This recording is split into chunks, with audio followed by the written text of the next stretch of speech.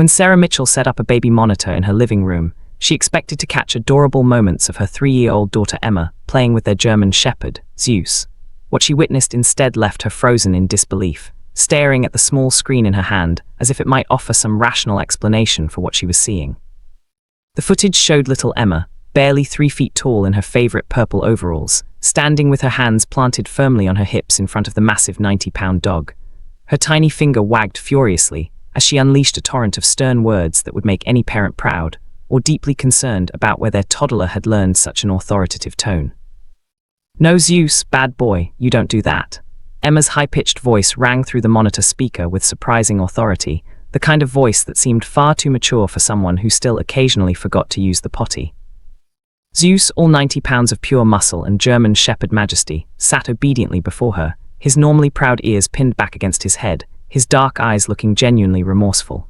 His tail, which usually wagged enthusiastically at the mere sight of Emma, lay still against the hardwood floor. But it wasn't the scolding itself that shocked Sarah as she watched from the kitchen, it was what came next.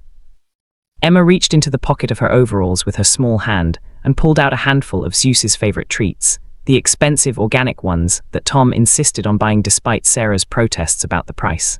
The little girl held them up accusingly, shaking them in front of the dog's nose. "These are for saving, not eating all at once. You promised Daddy you'd only have 2 after dinner."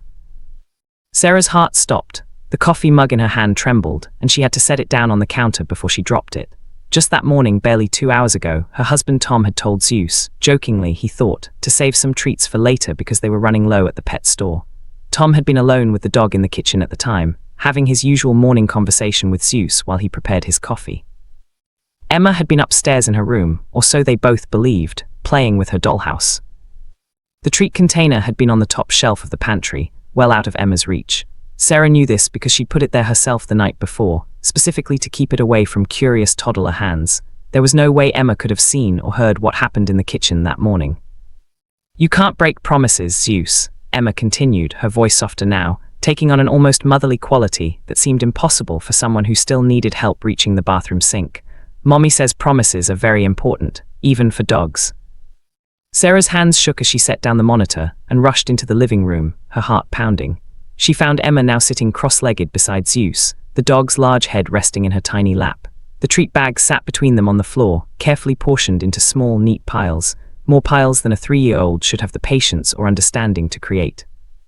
"Emma, sweetie," Sarah asked gently, kneeling down beside her daughter and trying to keep her voice calm despite the unease growing in her chest. "How did you know Zeus ate all his treats?" Emma looked up with those wide, innocent blue eyes that she'd inherited from Tom's side of the family. Her expression was so matter-of-fact, so casual, as if what she was about to say was the most normal thing in the world. "Zeus told me, Mommy. He always tells me when he does something wrong. He feels bad about it." A chill ran down Sarah's spine despite the warm June sunlight streaming through the living room windows. She'd always thought Emma's bond with Zeus was special. After all, they'd brought the puppy home just 3 days after Emma was born, and the two had been inseparable ever since. But this was something else entirely, something that made the rational, logical part of her brain rebel, even as she tried to find a reasonable explanation. "What do you mean, honey? Zeus can't actually talk. Dogs bark and make sounds, but they don't use words like we do." Emma giggled, that sweet, tinkling laugh that usually melted Sarah's heart. "Not with his mouth, silly mommy. He talks with his feelings. I can hear what he's feeling, and then I know what he wants to say." Sarah exchanged a long look with Zeus, who gazed back at her with those intelligent, almost human eyes that had first made them choose him from the litter. She reached out and stroked his soft fur, trying to rationalize what her daughter had just said. Maybe Emma was just incredibly perceptive, picking up on the dog's body language and behavior in ways that seemed almost supernatural, but were actually just the result of spending every waking moment together. "Okay, sweetheart," Sarah said finally, deciding not to make a big deal out of it. "Well, Zeus is very lucky to have you to help him remember to be good, isn't he?" Emma nodded seriously, her small hand patting Zeus's head with surprising gentleness. And I'm lucky too because Zeus helps me remember things too. Like yesterday, he reminded me to tell you that the plant by the window was thirsty. Remember?" Sarah did remember. Emma had insisted, quite out of the blue, that the fern in the living room needed water immediately. Sarah had checked it, more to humor her daughter than anything else, and found the soil completely dry. She'd been so busy lately that she'd completely forgotten her usual watering schedule. Over the next few weeks, Sarah paid closer attention to the interactions between Emma and Zeus, keeping a mental catalogue of incidents that seemed to defy normal explanation. Emma would have full conversations with Zeus, not just the typical childhood pretend play, where children assigned voices and personalities to their pets, but actual back-and-forth exchanges where she seemed to be genuinely responding to communication from the dog. Tom noticed it too. One evening, as they lay in bed after Emma had gone to sleep, he brought it up in a hushed voice, as if speaking too loudly might make the strangeness of it all more real. "She knew about my meeting today," he said, staring at the ceiling. "This morning Emma told me that Zeus said I should bring the blue folder, not the red one. I hadn't told anyone which folder I was planning to bring. Hell, I hadn't even decided yet. But when I got to the office, my boss specifically asked for the documents that were in the blue folder. If I'd brought the red one like I was planning, I would have looked completely unprepared." Sarah rolled over to face him, propping herself up on one elbow. "Tom, you don't actually think Zeus told her that, do you? It was probably just a lucky guess. Or maybe she overheard you talking about work on the phone, or something." "Maybe," Tom said, but his voice carried doubt. "Or maybe Emma's just incredibly intuitive. Kids are perceptive in ways we don't give them credit for." But the incidents continued, each more uncanny than the last. Emma knew when Zeus had hurt his paw, a tiny thorn embedded between his pads, before he started limping visibly. She warned her parents that Zeus didn't feel good, a full day before he started showing symptoms of a stomach bug that the vet later confirmed. She even knew when Zeus missed the neighbor's cat, Whiskers, a cat that had moved away 3 weeks earlier with the family next door, which Emma had never been told about because Sarah and Tom hadn't thought a 3-year-old would notice or care. Sarah, despite her naturally skeptical nature, couldn't help but document these occurrences in a journal she'd started keeping. Part of her thought it might be important someday. Maybe Emma had some kind of gift that should be studied or understood. Another part of her just needed to write it all down to convince herself she wasn't imagining things. The veterinarian, Dr. Patel, was fascinated when Sarah finally worked up the courage to describe the incidents during Zeus's annual checkup. The older woman, who had been practicing veterinary medicine for over 30 years, set down her clipboard and really listened as Sarah recounted story after story. "Dogs are incredibly communicative," Dr. Patel explained thoughtfully, scratching Zeus behind the ears as he sat patiently on the examination table. "They read our body language, our facial expressions, even our pheromones. They can sense changes in our blood sugar, detect certain cancers, predict seizures. What you're describing is unusual, certainly, but not entirely outside the realm of possibility. Some children are remarkably perceptive to animal body language and sounds." Emma might be picking up on Zeus's cues in ways adults simply can't, or have forgotten how to. "But she knows things before they happen," Sarah insisted, lowering her voice even though they were alone in the examination room. "How does that work with body language?"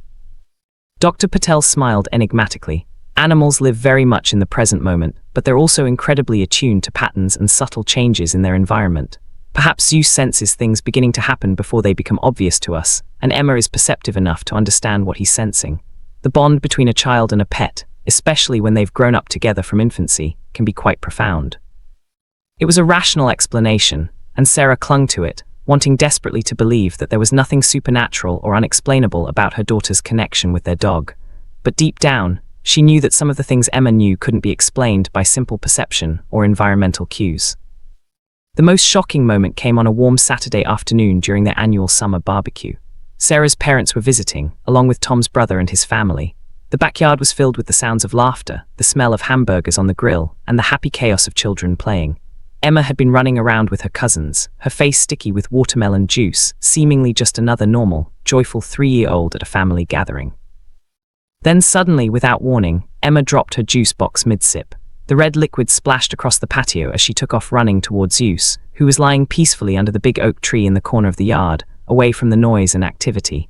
Her small legs pumped furiously, and the expression on her face was one of absolute terror. "Don't go, Zeus, please don't go yet," she screamed, her voice breaking with sobs that seemed to tear from somewhere deep in her small chest. The entire party fell silent. Everyone turned to watch as Emma threw herself onto Zeus, wrapping her tiny arms around his neck and burying her face in his fur. The dog, startled from his nap, looked confused but gentle, turning his head to lick her tear-stained cheek. Sarah and Tom rushed over, with both sets of grandparents close behind. Tom knelt down and tried to gently pull Emma away, but she clung to Zeus with surprising strength. "Emma, baby, what's wrong? What happened?" Sarah asked, her own heart racing with fear. She quickly examined Zeus, running her hands over his body, checking for injuries or signs of illness. But he seemed perfectly fine, a healthy, strong 5-year-old German Shepherd in his prime. "He's going away," Emma wailed, inconsolable. "He says it's not time yet, but he almost has to go, and I don't want him to. Tell him he has to stay, Daddy." Tom gathered Emma into his arms, holding her close as she sobbed. "Zeus isn't going anywhere, sweetheart. Look at him, he's perfectly fine. He's right here with us." But Emma just cried harder, her small body shaking with the force of her grief. It took nearly an hour for her to calm down, and even then she refused to leave Zeus's side for the rest of the day. She sat with him under the tree, occasionally bursting into fresh tears, while the adults exchanged worried glances and tried to salvage what was left of the party. That night, after Emma finally fell asleep, curled up on the floor beside Zeus's bed instead of in her own room, Sarah and Tom sat at the kitchen table, speaking in hushed voices. "We should take him to the vet again," Tom said. "Get a full workup done, blood tests, everything. Maybe there's something wrong that we can't see." "Tom, Dr. Patel just examined him 2 weeks ago. He's perfectly healthy. You heard her, he's in better shape than most dogs his age." "Then what the hell was that today?" Tom ran his hands through his hair, a gesture Sarah recognized as his tell for deep stress. "Sarah, I'm trying really hard to stay rational about all this, but our daughter just had a complete breakdown because she thinks our healthy dog is dying. That's not normal." "I know," Sarah whispered. "I know it's not normal, but what are we supposed to do? Take her to a child psychologist? Tell them our daughter talks to our dog? They'll think we're crazy, or worse, that we're putting ideas in her head." They sat in silence for a long moment, the only sound the humming of the refrigerator and the occasional creak of the old house settling. 2 days later, on a bright Monday morning, Sarah prepared for their usual walk. She had a routine with Zeus. Every morning at 7:30, rain or shine, they would walk the 3-block loop around their neighborhood. It was her time to clear her head, get some exercise, and let Zeus burn off some energy before she started her workday from home. But that morning, Emma appeared at the top of the stairs just as Sarah was attaching Zeus's leash. Her hair was messy from sleep. And she was still in her pajamas, the ones with the little stars on them. "Mommy, no," Emma said firmly, her voice still thick with sleep but absolutely certain. "Daddy has to walk Zeus today, different way, not the street way, the park way." "Honey, it's too early. Daddy's still sleeping and I always walk Zeus in the morning. You know that." "No," Emma's voice rose to a shriek that was completely unlike her usually sweet demeanor. "Daddy has to. Zeus says so. You can't go, Mommy, you can't." She burst into tears and ran down the stairs, throwing herself at Sarah with such force that she nearly knocked her over. Zeus, picking up on Emma's distress, began to bark, something he rarely did inside the house. Tom emerged from the bedroom, groggy and confused. "What's going on? Why is everyone yelling?" "I don't know," Sarah said, trying to comfort Emma while the little girl clung to her legs. "Emma doesn't want me to walk Zeus this morning." "Please, Daddy," Emma begged, turning to Tom with her tear-stained face. "You have to walk Zeus, through the park, the big park with the pond. Please, please, please." Tom looked at Sarah, who shrugged helplessly. Okay, he said, surrendering to the inexplicable urgency in his daughter's voice. "I'll take him. Let me get dressed." 20 minutes later, Tom and Zeus set off toward Riverside Park, taking a completely different route than usual. Sarah watched them go from the front window, Emma pressed against her side, the little girl's body finally relaxing as they disappeared around the corner. Sarah was making breakfast when the sirens started, multiple sirens coming from the direction of their usual walking route. Her hands stilled on the coffee pot, and a cold feeling of dread washed over her. She grabbed her phone and opened the neighborhood app, where notifications were already flooding in. Her breath caught in her throat as she read the first message. Accident 80 Maple and 3rd, avoid area car vs pedestrian. Maple and 3rd, the intersection where she crossed every single morning at exactly 7:45 a.m., the intersection where she would have been standing, waiting for the light to change, just like she did every day. With shaking hands, she clicked on the news link someone had shared. A distracted driver, texting while running a red light. The car had jumped the curb, hitting the light pole and narrowly missing a woman who had been walking her small terrier. The woman was being treated for shock, but if she'd been a few feet to the left, if she'd been with a larger dog that needed more space on the sidewalk. Sarah sank into a chair, her legs suddenly unable to hold her weight. She looked at Emma, who was calmly eating her cereal at the kitchen table, humming a little tune to herself as if nothing extraordinary had happened. "Emma," Sarah said softly, her voice barely above a whisper, "did Zeus know about the accident?" Emma looked up from her cereal, milk dribbling down her chin. Zeus doesn't know the future, Mommy, but he knows feelings. He felt something bad on your walking way, something scary, so he asked me to make sure you didn't go. How does he know these things, baby? Emma shrugged as if the question was impossible to answer or too obvious to need answering. He just does. Dogs know lots of things people don't know. You just have to listen the right way. Sarah never told Emma exactly what had almost happened that morning, but from that day forward she listened, really listened, whenever her daughter and their German Shepherd had their little talks. She stopped trying to rationalize it, stopped trying to explain it with science or psychology or coincidence. Because sometimes, the most shocking truths aren't about what we can explain. They're about what we choose to believe. Tom started listening too, when Emma would relay messages from Zeus, and they were always positioned that way, as Zeus says, rather than I think, they paid attention. Zeus predicted a thunderstorm that wasn't in any weather forecast, giving them time to secure the patio furniture before the surprise downpour. He warned them when the smoke detector battery was dying before it started beeping. He even seemed to know when Sarah's mother was going to call, causing Emma to bring Sarah the phone minutes before it rang. Their friends and family noticed the change in how they treated Emma's pronouncements, though most attributed it to indulgent parenting rather than genuine belief. Sarah's sister thought they were being ridiculous. You're encouraging her imagination a little too much, she said over coffee one day. She's going to have trouble distinguishing fantasy from reality if you keep acting like the dog is actually talking to her. But Sarah just smiled and changed the subject. How could she explain the unexplainable? How could she make someone understand that her daughter and their dog shared something that transcended normal communication, that touched on something deeper and more mysterious than most people wanted to acknowledge? 3 years passed. Emma grew from a toddler into a bright, articulate 6-year-old who excelled in school and had plenty of friends. Her connection with Zeus, rather than fading as she matured, seemed to deepen. She no longer needed to voice what Zeus was telling her unless it was important. Most of the time, they seemed to communicate in glances and subtle gestures that spoke of a bond beyond words.